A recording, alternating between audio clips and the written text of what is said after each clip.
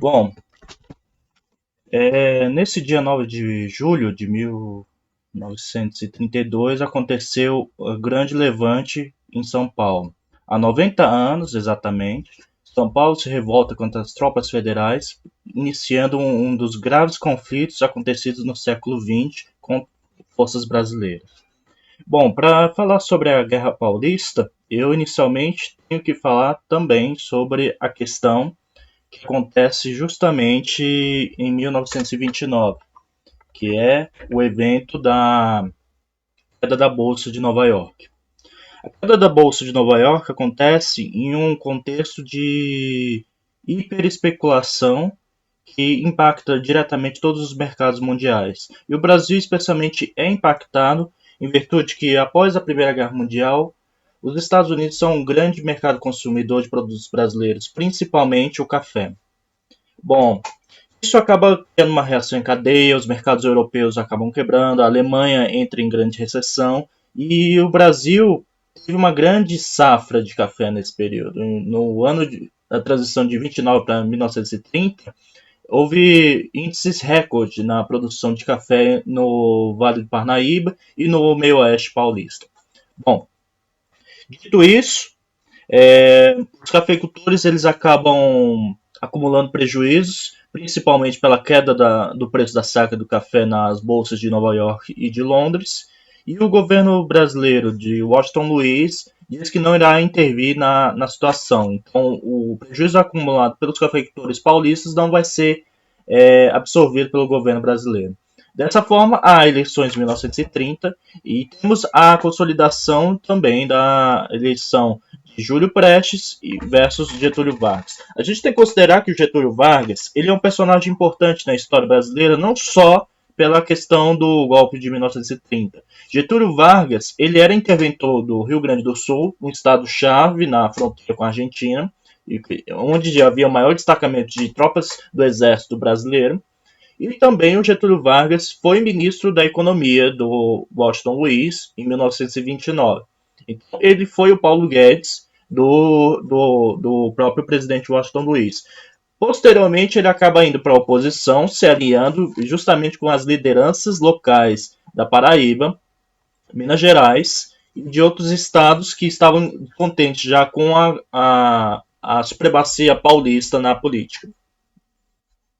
Bom, ocorrem essas eleições, acaba que um paulista é eleito, acabando de vez com o laço histórico da política café com leite, que era o rodízio entre paulistas e mineiros, e Júlio Prestes, presidente do estado de São Paulo, é eleito presidente do Brasil.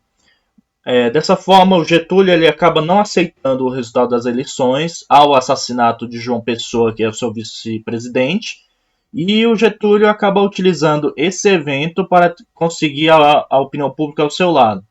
Dessa maneira, inicia-se o Levante, em meados de outubro de 1930, para a deposição do governo federal e instalação de um governo provisório.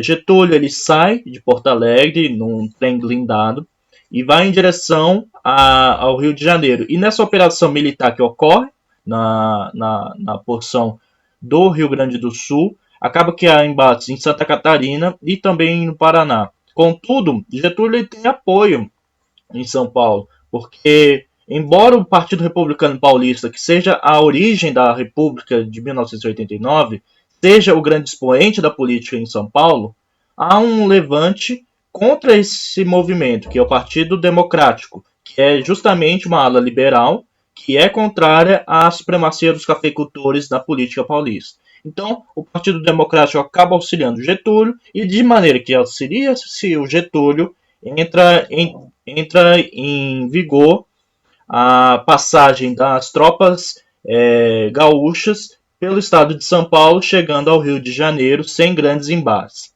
Dessa maneira, o Washington Luiz ele acaba sendo deposto por uma junta provisória militar e ele, na última hora, é salvo pelo arcebispo do Rio de Janeiro, de maneira que o arcebispo lhe dá um salvo-conduto e Washington Luiz pode emigrar para Portugal, deixando a cadeira da presidência vaga para Getúlio Vargas. Bom, Dessa forma, a gente observa também que há a questão do Rio de Janeiro como uma cidade sitiada, e os gaúchos, no dia 3 de novembro, sacralizando a vitória do próprio Getúlio, acabam amarrando os seus cavalos ao obelisco, né? E esse obelisco da Avenida Rio Branco acaba sendo amarrado aos cavalos gaúchos, sacralizando a supremacia do Rio Grande do Sul sobre o resto do país. Então Getúlio acaba assumindo a presidência de forma golpista e posteriormente, com a consolidação do governo provisório, Getúlio garante que vai ser um governo rápido, temporário, que haverá eleições e uma nova constituição. Passa-se o ano de 1931, o ano de 1931 é um ano muito problemático ao Brasil, principalmente pelo acúmulo das perdas da Bolsa de Nova York e também da Bolsa do Café de Santos. E acaba que os paulistas começam a ficar irritados com as promessas do Getúlio de eleições, de Constituição, e no final o Getúlio meio que enrola todo mundo. Então não há nenhum movimento a partir disso. Então o governo do Getúlio é um governo de exceção. Então os direitos constitucionais não se aplicam ao governo do Getúlio do Estado Provisório. Bom, a economia brasileira continua afundada na crise. O acúmulo das perdas dos cafeicultores paulistas é gigante e no final os próprios líderes da elite paulista começam a articular um movimento de oposição ao Getúlio, principalmente pela perda do seu poder político em virtude da Revolução de 30. A grande reclamação dos paulistas é a nomeação sucessiva de líderes tenentistas ao governo de São Paulo. E dessa forma, os líderes tenentistas que já não eram bem vistos pela elite paulista, eles eram de outros estados. Então, São Paulo já nesse período já se notabiliza por uma certa xenofobia, principalmente aos estados do Nordeste, em que São Paulo, inclusive, lidera um movimento eugenista dentro do Brasil, de maneira que essa liderança de São Paulo acaba criando também uma certa aversão a outros líderes tenentistas que estão no controle de São Paulo, como o Miguel Costa, que foi o presidente da Força Pública de São Paulo, que em 1924 foi um dos líderes revoltosos tenentistas, né, que inclusive sitiaram a cidade paulista. Bom, em virtude da imigração no século XIX, boa parte da população paulista, por volta de uns 30 a 40%, é de origem estrangeira. Então, dessa forma, a identidade paulista acaba sendo diferente da identidade do restante do país.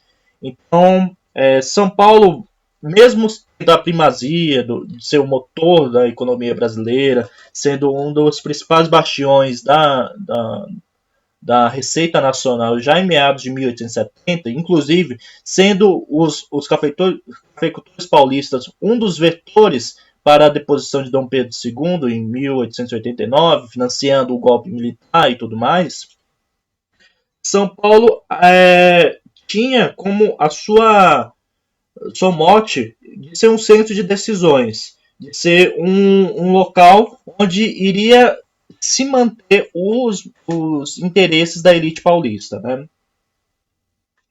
Bom, acaba que se iniciam os protestos no início do ano de 1932 contra o despotismo getulista, contra a ditadura da Revolução de 30, a ditadura dos tenentes. Então, já no dia 25 de janeiro de 1932, há um grande comício feito na Praça da Sé, próximo ao pátio do colégio. É o centro fundador de São Paulo, é o local onde Manuel da Nóbrega e outros padres criaram o colégio jesuítico, que posteriormente seria a origem da cidade de São Paulo. Então, nesse centro cívico da capital paulista, acaba tendo um grande comício, uma grande manifestação que reúne mais de 100 mil pessoas contra o governo do Getúlio.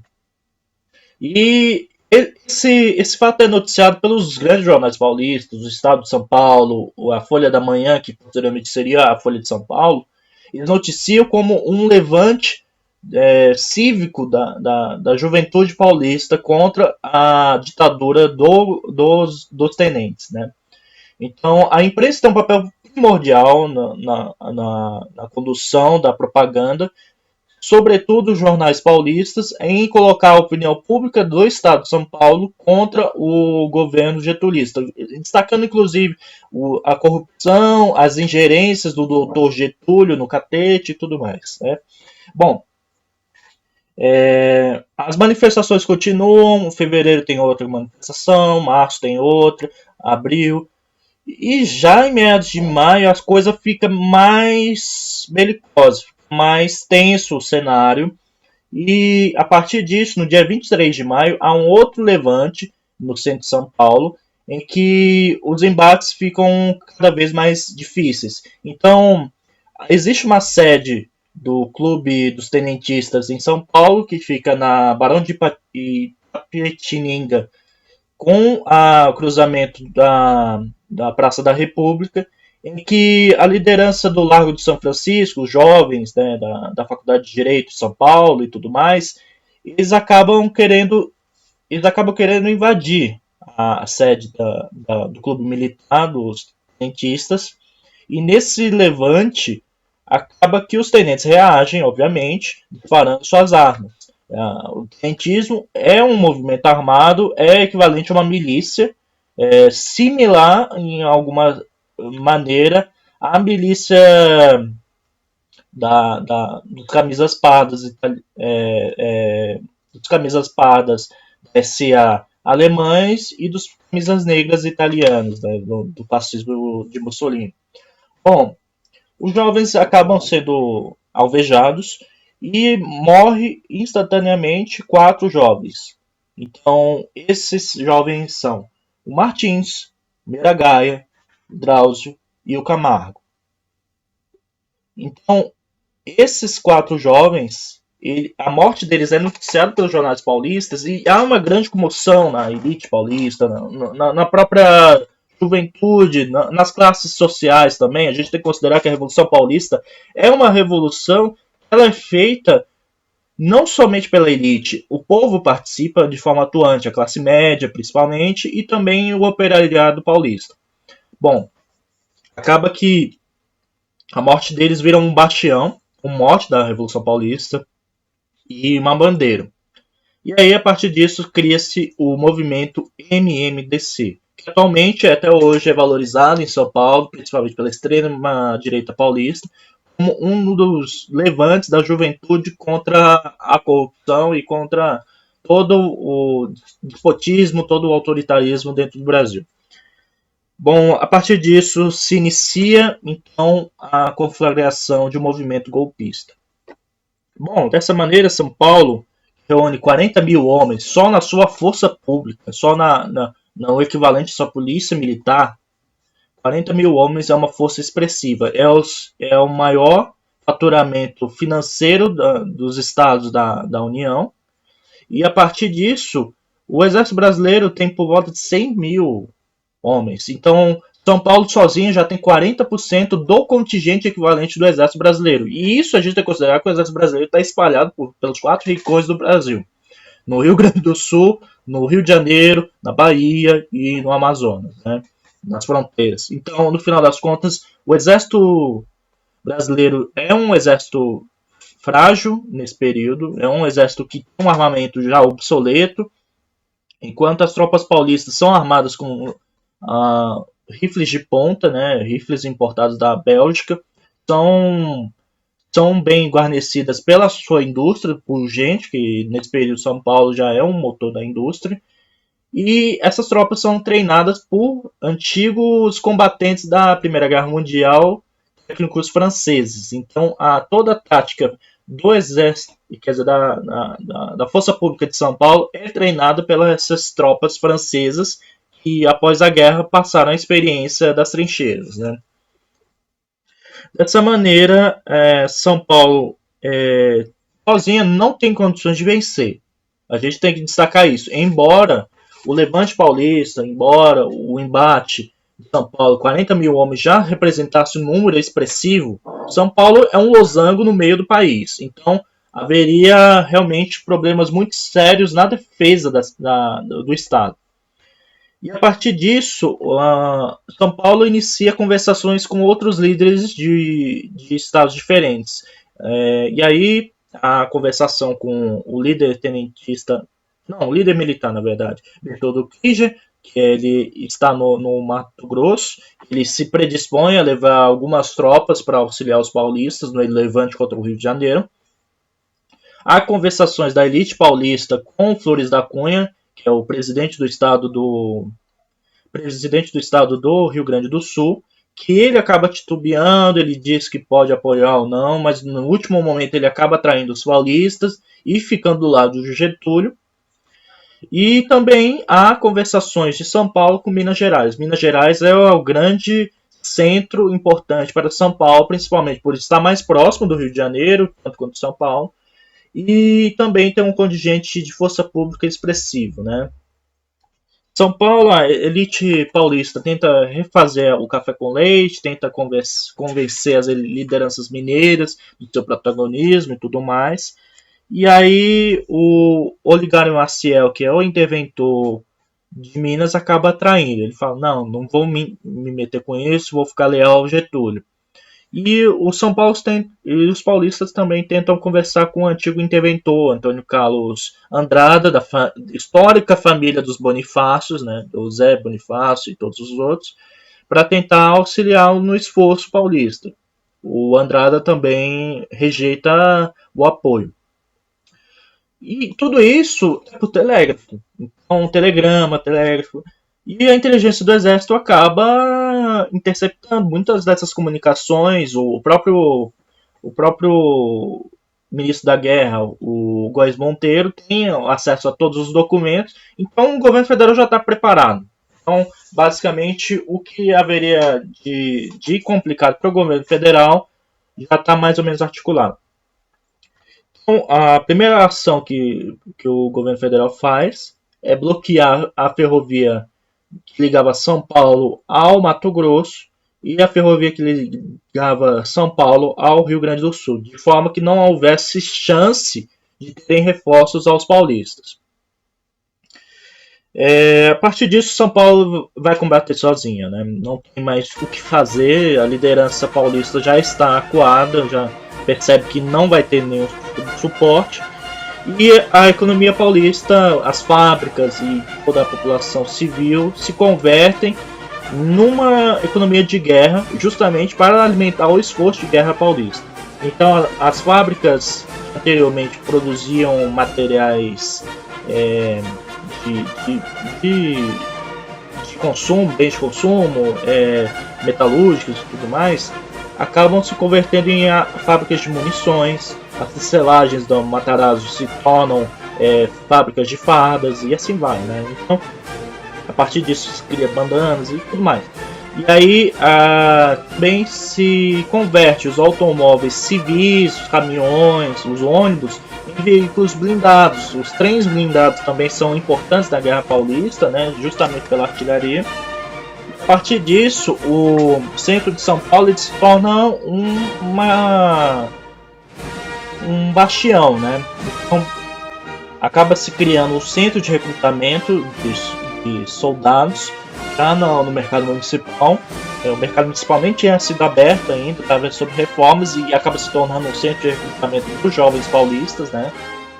E a partir disso também a mobilização de uma união em torno de São Paulo, de valores liberais, de valores democráticos, defesa de uma moral, liberdade, libertação nacional.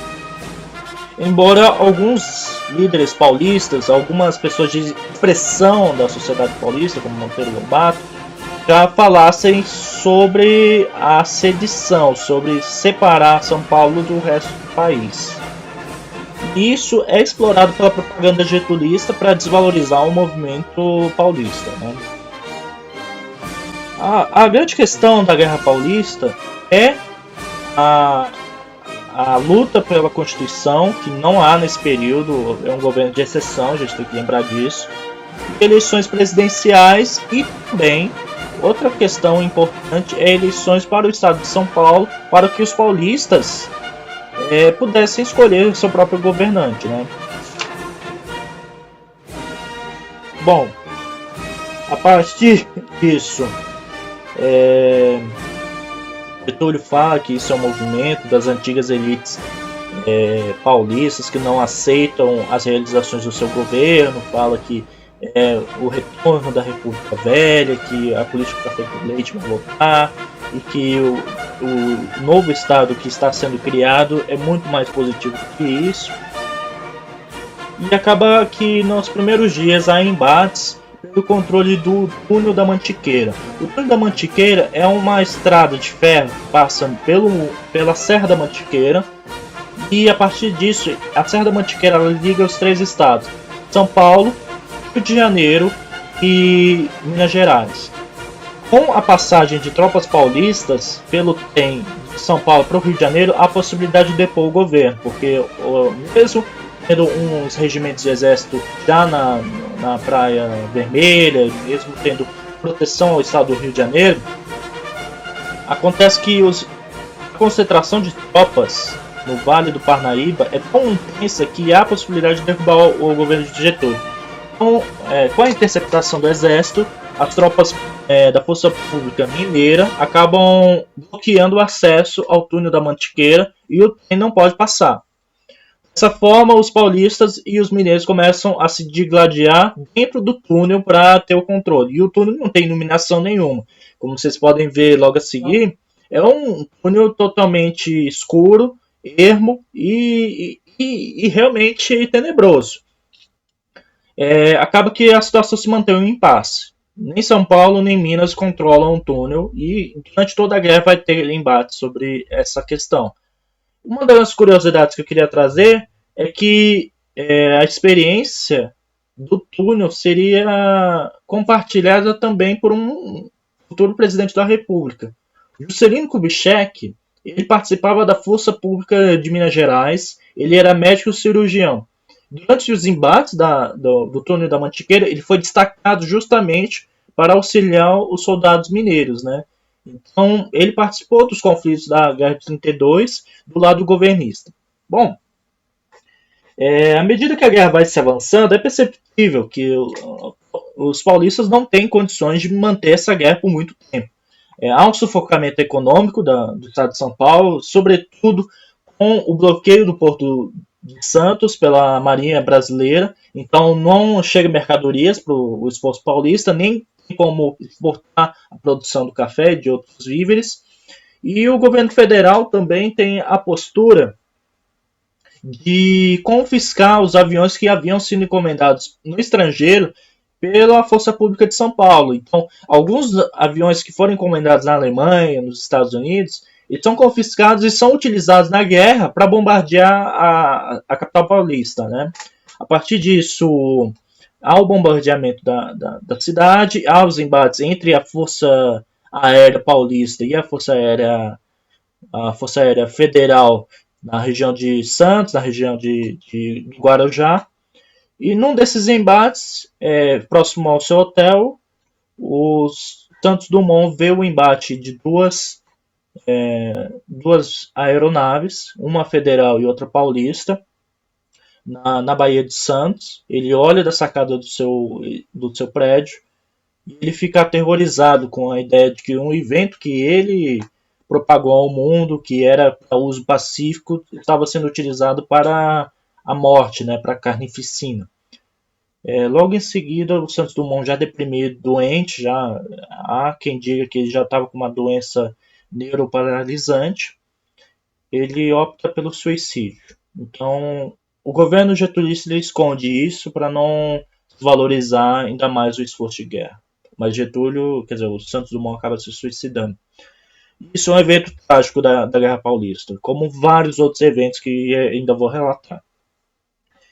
Acontece que há um prolongamento de 2 meses já de conflito, São Paulo está sufocado, o Rio Grande do Sul envia contingentes para combater São Paulo, e Minas Gerais e São Paulo embatem-se entre si. Tropas do Nordeste também são convocadas para combater os paulistas, que até hoje é um dos motivos da rixa entre São Paulo com o restante do país. E com falta de munições, os próprios paulistas percebem que não há como fazer combates diretos a corpo a corpo. Então inicia-se a construção de trincheiras ao largo da fronteira paulista, né? Na tática francesa da Primeira Guerra Mundial. E a partir disso, no Vale do Parnaíba, principalmente, há a construção de trincheiras e há grandes embates, tanto em Mojimirim, que é uma das cidades da fronteira paulista, e em Guaratinguetá. A Guaratinguetá, inclusive, é um dos conflitos mais tensos da guerra, onde há maior número de soldados mortos. E na ausência das balas, como a indústria paulista já estava sufocada com o esforço de guerra, utiliza-se matracas para dissuadir os inimigos. Então, havia um operador de matracas que ficava rodando o mecanismo, e aí as tropas federais acreditavam que aquilo era uma metralhadora Maxim disparando, e a infantaria paulista saía com baionetas escaladas nos fuzis e atacavam as tropas federais, né? Nem preciso dizer a carnificina que foi. Bom, já em meados de setembro, já é percebido que São Paulo não vai conseguir ganhar essa guerra, e iniciam-se conversações para a rendição de São Paulo. Então, a elite paulista quer uma paz honrosa, quer uma trégua, e quer que os seus motos sejam cumpridos pelo governo federal. Getúlio recusa. Getúlio aceita a rendição incondicional e que a elite paulista seja culpabilizada pela guerra. Bom, percebendo que a guerra não vai ser realmente vencida, todo Krugel, que é um dos lideranças tenentistas da Guerra Paulista, ele se reúne com Góes Monteiro na cidade de Guaratinguetá e, na verdade, na cidade de Cruzeiro, erro meu, próximo ao túnel da Mantiqueira, e ele assinou o Tratado de Rendição. São Paulo se rende, a guerra traz um dano colossal à sua economia, um dano humano irreparável. O levante tenentista acaba colocando que São Paulo é rendido no início de tudo, mas posteriormente acaba ganhando algumas das suas propostas. Uma delas é a realização de uma Constituinte em 1934, em que estabelece-se uma nova Constituição, a mais democrática das Constituições até então. Eleições gerais, embora Getúlio continue no cargo de presidente por eleição indireta do Senado. Posteriormente ele iria dar o golpe em 1937, Estado Novo. A liderança paulista é exilada em Lisboa, mas boa parte das pessoas posteriormente voltam a São Paulo com anistias. E acaba tendo a eleição de São Paulo e um paulista é eleito para governar o estado do Partido Democrático, que foi a base anterior a Getúlio, né? Bom, São Paulo sempre vai continuar sendo um dos bastiões da oposição ao Getúlio Vargas, principalmente quando o Estado Novo acaba. São Paulo, as lideranças paulistas durante o movimento de 9 de julho acabam sendo ligadas à União Democrática Nacional, a UDN.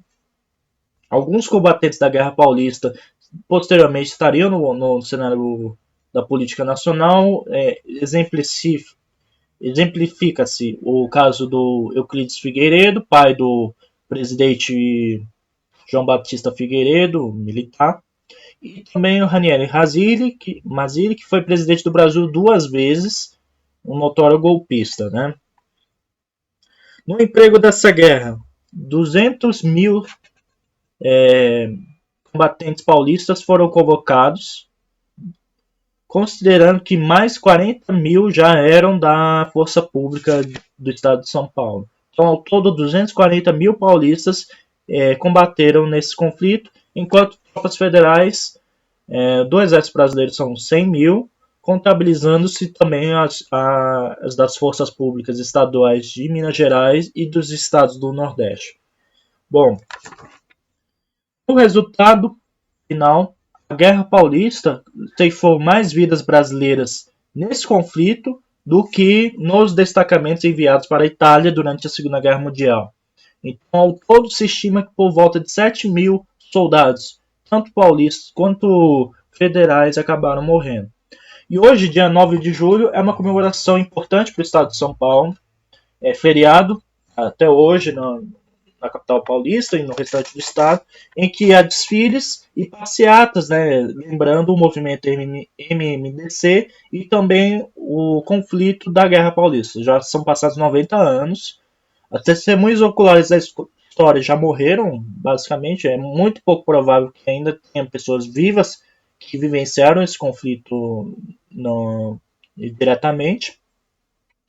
E realmente, São Paulo se tornou o grande mote da política brasileira posteriormente a 1945, elegendo alguns presidentes, notoriamente o Jânio Quadros, o Fernando Henrique Cardoso e outros.